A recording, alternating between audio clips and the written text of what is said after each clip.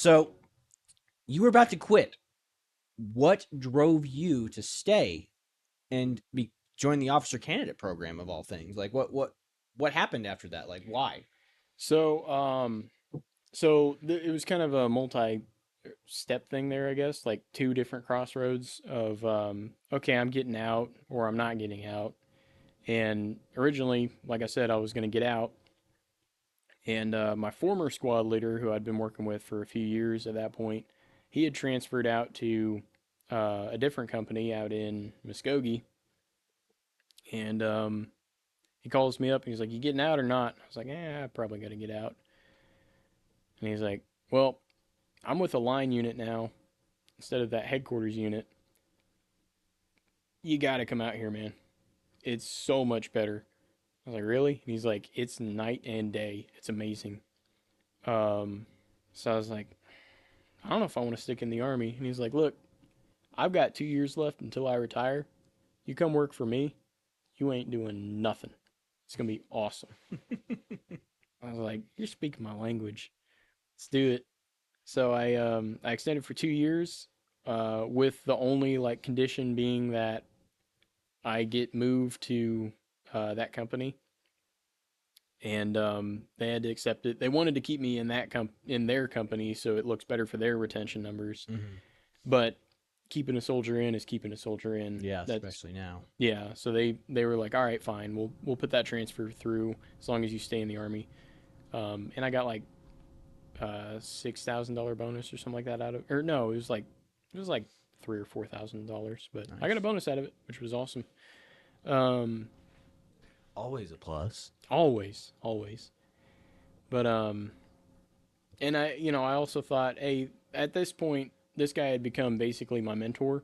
Mm-hmm. And I thought, well, after he retires, there's a chance I'm never going to talk to this guy again. I may Mm-hmm. as well like sit back seat for a little while longer, Mm-hmm. pick up as much as I can, and after those 2 years, figure out what I want to do. Um, and so I transferred out there, and it was awesome. It was great because we were basically the only. I mean, there were two units in that armory, but the other unit drilled at different times than we did.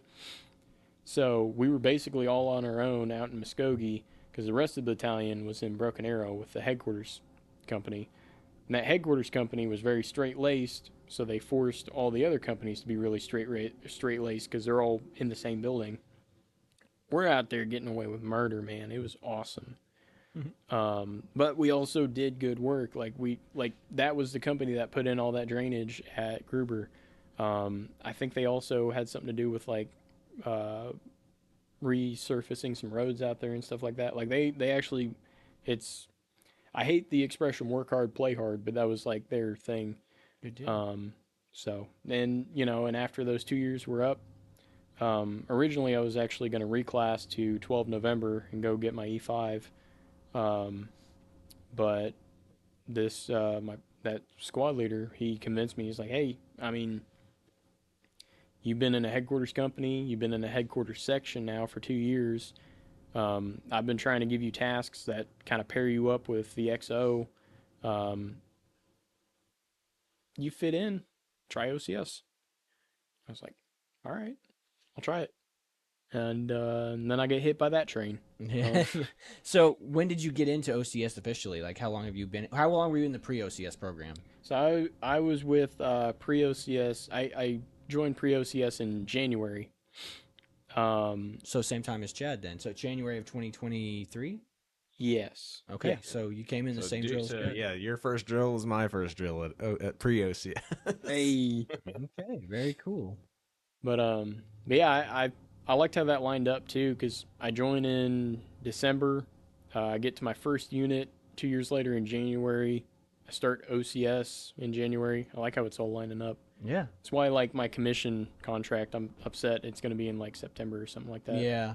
So why did you choose to do traditional? So for those that don't know, like you got accelerated, which is like a 2 month program where you're away for 2 months and then you go, and you have traditional, which is 2 weeks at Salina, and then you do a year basically here in Oklahoma, and then you do 2 weeks you do your last 2 weeks in Washington to do your sticks line stuff. So why the traditional route? So I actually chose summer accelerated that was what I wanted to do. Um, but as the viewers do not know, I have lost a lot of weight since then. Like I've lost like 24 pounds since OCS started. Dang. So I did not qualify for summer accelerated. They're like, we're gonna put you in traditional so you can like Thin out. you can thin up a little bit before you get to your like your physical fitness requirements. Because summer accelerated, it's a one shot. Like if you don't pass, you go home, and you got to join up with some Right. other program. I do remember you being the tail end on all the runs and Yep. stuff in the pre-OCS program. I forgot about that because now you're almost, I guess you're one of the mid-tier top candidates. Like you're Yeah. at least fourth place now. I made it to the middle of the pack. So yeah, that's Getting there. that's a lot of improvement. Like, cause I mean, you were not making the 2 mile run times on the ACFTs last time whenever we were doing it in the summertime. I didn't even finish the 4 mile in pre-OCS. Yeah. So it was like, and that was like, all of that was like a wake up call. I was Yeah. like, man, because what kind of happened there behind the scenes is the Army used to have the APFT. And they're like, all right, we're going to do this new program. We're going to do the ACFT. So they had the ACFT and then they had COVID. I think they had a planned like 2-year rollout for the ACFT and then they had like a 1-year extension for COVID. So there were 3 years where I didn't have to take a PT test. So I was an E4. So I was like, Yeah, and that captain story is why I said what I said at the beginning of this. He's the reason for the E4 Mafia. He is the E4 Mafia. it's a high compliment. I wish I could claim it. So, with That that being, coin is proof enough.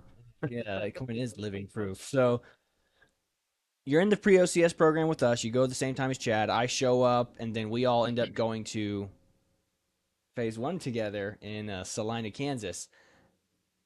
How was your experience there doing that? I mean, I know what it was like. Why don't you give us a little tilde? So much road guard. So much road guard. Yeah, Wow. for those who don't know, so we all go to the Phase 1 together, and it's a culture shock. Like, I mean, it's what I told Ivy was, I was like, Phase 1 is what I thought basic training would be like every minute of every day of the Army. Like, Yep.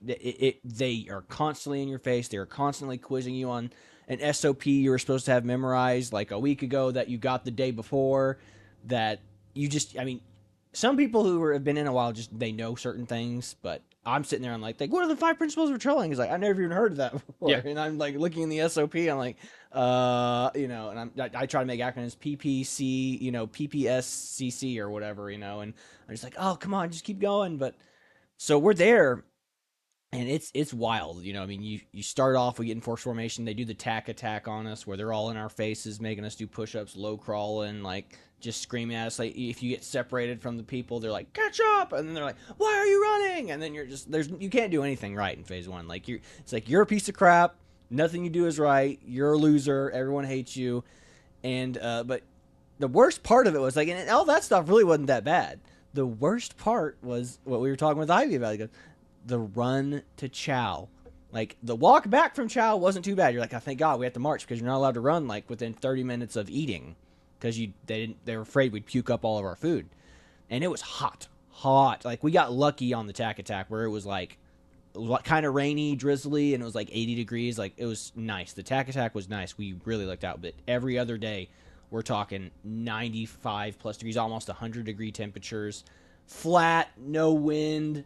Heat Cat 5. So the only benefit is we get to wear our PCs instead of our helmets. So that was the best part. But Duchan got the misfortune of being like road guard. And there's a couple times where I like considered trading him out. And I was like, I got to trade out with him. But I was like, I don't want to do it. See, I don't want to run. Yeah, and that was the problem. So what happened there was like I can't remember his name, but he was in first squad with me. He was kind of that shorter guy. Mm-hmm. He got it for like the first day or two, and he was like, "Please, can someone take it from me?" And he's a little On the bigger side. a little bit bigger. Yeah. And he's like, "Please, like this is killing me. I can't do it." And I was like, "All right." Like I had that same thought where I'm like, I don't want to do it, but all right, I'll do it. And then I get into it, and I'm like, I don't want to do this anymore, but I also don't want to push this off on somebody else. This is awful. Like, It's terrible. I consider trade, but they'd always be like, "You need to grab a water bucket and go carry it to wherever," So I'd be Yeah. like, "Ugh, I lucked out again. Sorry, Dukin." Sorry. Yeah, they told me to do this, and I don't want to disobey orders. But yeah, no, it sucked because you start they're like double time, and you're like double time's nothing. You can be like anybody can double time anywhere for probably 30 minutes to an hour. Yeah. But double time there was not double time; it was triple time. Yeah. Like you were sprinting, and we were in first platoon. Like so every time I say the stragglers of first platoon will slow down the other two platoons, so they're not running as fast as we are. But we are just flat like So, and the one time I did do road guard, or several times I did road guard on that day, I was like, I never want to do this again. So, to make it up to Dukin, I did his laundry for him on the nights because I was like, I felt so bad because he just kept getting it. Like they were like, oh, everybody in first squad has a duty assigned already, and Dukin's like, I was like, oh man, that poor kid. Please. But yeah, Dukin, like it's when you're there, you don't see it. Like even me and Chad both lost like 10 pounds while we were there. You lost like 15. Like Yeah. it was crazy. Which is why, in retrospect, I'm kind of glad I got that fire or the road guard because I think that's what did it. Yeah, Like, yeah. I mean, it was wild. Phase one is it's a culture shock. I mean, there's no It's like what my buddy in the 82nd said. He goes, every school you go to is going to be a kick in the teeth. There's no like school you go to like, hey, this is a really good school. You'll Yeah. go back and be like, Yeah. yeah, we showed up and just started getting yelled at and smoked, and you're just like, this is what the Army is. Welcome to it, But it is like the officer candidate stuff is way harder than I thought anything else would be. And yeah, Dukin survived three times in a row. You had road guard like 3 days in a row. Like, Yeah. like, oh, I don't know where it came from, but when I got home, I opened my duffel bag and there was a road guard vest in there. Like I still have it. hang it up, mount it on your wall. Yeah, I was I like, survived OCS road guard, I was like, you. dude. So, phase two. How's phase two been for you? Like, I mean, what have you thought of that? I like it. There's definitely been like it. I've learned a lot about myself in phase two. Where it's like, hey, I need to work on this. I do all right at that. But overall, this is what I need to improve on. Now there's a lot to improve on, but it's a completely different like experience because now you can be right. It's rare, but you can be right. But their main focus is that mentorship because at this point, like with OCS, phase one is kind of the litmus test. If you can make it through phase one, they want you to pass. Yeah. They're not going to give it to you, but they want you to pass. So it feels like from here on out, like as long as we're knocking out the physical fitness stuff, they're going to get us through the academic stuff. Really, all they We're want basically done with the academic stuff. We've done all the tests now, so Yeah, exactly. We're done with that, and they even they give us like great study guides and stuff like that because they want you to get through it. They don't want you to be held up by something like that. It's and like I said, the first half when we get back, it's all tests. Like I mean, everything in the first year essentially, or not the first 6 months, is tests and physical assessments. Like they're trying to figure out where you are, if you can pass the because you'll run the 4 mile, but they're gonna see where you're at and like what you need to improve on. And then it's gonna be all getting all the mental stuff done. And then once you're done with all that, now we got the dine in, the upcoming dine in. Then we have the staff ride.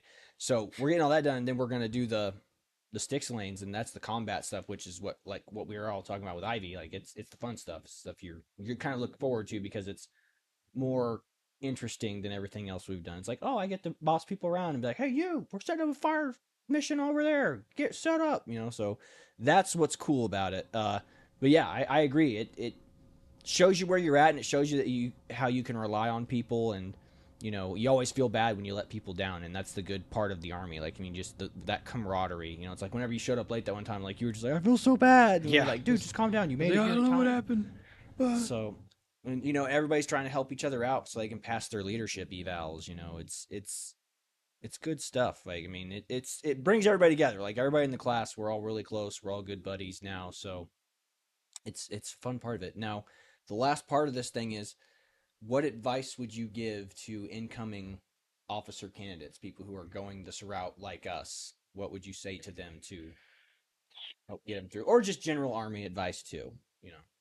Well, so for OCS, Um, I'd say one thing, like, don't get caught up on all that gimmicky crap that gets recommended that you should get off Amazon or something like that. Like, Mm. just get you right in the rain, get you some good boots, maybe some good socks, and like the only real gimmicky thing would be like a map case. But if it's not like a Yeah. big sturdy one, like if it's one of those goofy ones that's like a shoestring that hangs around your neck, don't bother with it. That's stupid. You're not gonna like where are you gonna put that? You know. Mine was awesome because it had a 249 sling, as it's like so that thing was not going anywhere. But something like that, really useful. That'll get you through phase one. Just make it through it. Find little ways like little creature comfort type of stuff. Like I don't know, like get your Write in the Rain notebook and draw a picture of Elmo on the front cover, or like the inside front cover. Don't let like the tax see that, but I don't know if they would actually say anything, but like just little stuff for you to do that'll kind of make you just a little bit happy. Yeah, less on edge. Yeah, less Take your on mind edge. off of it. For the army itself, I mean, it's so it's a melting pot of a lot of different types of people that normally would hate each other. But you're in the army, so you get along, and you still argue and that sort of thing, but you still get along. Something to keep in mind is no matter who it is, the mission still needs to be completed, Mm-hmm. and you can still learn something from them. Mm-hmm. There are people I've met in the army that I did not like at all. Um, but I'm still like, I would force myself actually to be polite as possible to them. Mm-hmm. So that way I could like practice, that patience and stuff like that. But also because like they start getting nicer with you and they'll start talking to you more about stuff. And that's when I actually would pick up some stuff. You can't learn well, depending on how you look at it, you can either not learn much from an idiot or you can learn everything from an idiot. But Mm-hmm. point there is you can learn something, and the job still needs to get done. So keep that in mind. A lot of great people in the army, few not so great, but at the end of the day, everybody's a soldier. Yeah, that's right. That's right. That's pretty sound advice. I piggyback off of that. I mean, everybody's got something to teach you, like I said, even if they're not very smart. Like, everyone will tell you everything you need to know about themselves. So you just got to listen Mm-hmm. and not assume. So that's sound advice. I heard it.